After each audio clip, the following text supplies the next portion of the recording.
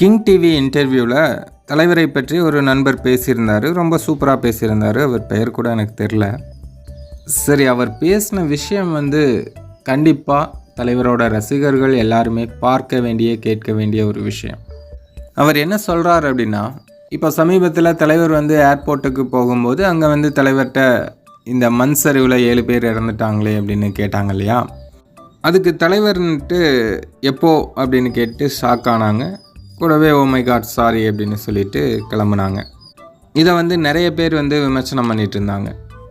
இந்த நண்பர் என்ன சொல்கிறார் அப்படின்னா, அதாவது ஒரு விஷயம் அவருக்கு தெரியல, அவர் கவனத்துக்கு வரல அப்படிங்கும் பட்சத்தில் அதை தெரியல அப்படின்னு ஒத்துக்கிறதுக்கு ஒரு மிகப்பெரிய தைரியம் வேணும்.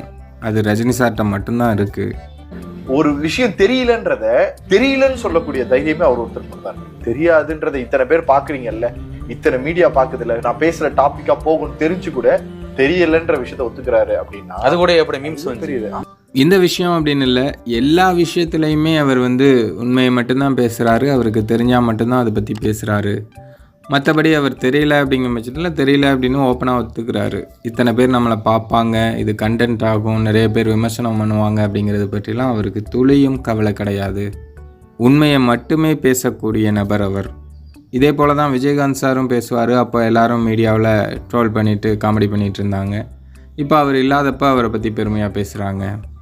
எப்போவுமே உண்மையை பேசுகிறவங்களுக்கு இருக்கிறப்போ மதிப்பு இருக்கிறது இல்லை அப்படின்னு அவர் பேசியிருந்தார். அதோடு நிற்கலை, இன்னும் ஒரு சில விஷயங்களும் சொன்னார். அதாவது இந்த ஃபெஞ்சல் புயலால் பாதிக்கப்பட்ட மாவட்டங்கள், எல்லா மாவட்டங்களுக்குமே ரஜினி சார் அவருடைய ரசிகர் படையினரை அனுப்பி நிறைய உதவிகள் பண்ணியிருக்காங்க. அத்தியாவசிய பொருட்கள், பாய், போர்வை, உணவுப் பொருட்கள், இப்படி நிறைய உதவிகள் பண்ணியிருக்காங்க. ஆனால் அது பற்றி எந்த ஒரு மீடியாக்கள்லையும் ஒரு சின்ன செய்தி கூட வரல. அரிசி பை மூட்டை பேக் ஒவ்வொரு வீட்டு புயல். ஆமா, இந்த பெங்கல் புயல்ல எத்தனை டிவில பாத்திருப்பீங்க? வல்லையே, நியூஸே வல்லையே, ரஜினி கொடுத்ததா தெரியலையே. அதுவும் அவங்க ஏனாதானோ அப்படின்னு விளம்பரத்துக்காக கொடுக்கல. ஒரு லிஸ்ட் எடுத்து ரொம்ப கஷ்டப்படுறவங்க யார், இப்போ இவங்களுக்கு உணவுக்கே வழி இல்லை அப்படின்னு இருக்கிறவங்கள தேர்ந்தெடுத்து அவங்களுக்கு உதவி செஞ்சுருக்காங்க. அதுவும் அவங்க இருக்கிற இடத்துக்கே போய் உதவி செஞ்சுருக்காங்க. இந்த மாதிரியெல்லாம் இப்போ யார் செய்கிறாங்க?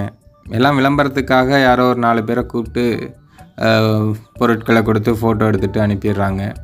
ஆனால் ரஜினி சாரை பொறுத்தவரையும் அவருடைய ரசிகர்களும் சரி, இந்த அளவுக்கு நேர்மையான ரசிகர்கள் வேறு நடிகர்களுக்கு அமையலை அப்படின்னு தான் சொல்லணும். ஏன்னா சூப்பர் ஸ்டார் அப்போவே அதை கட்டமைச்சிட்டாங்க அப்படின்னு அந்த நண்பர் சொன்னார்.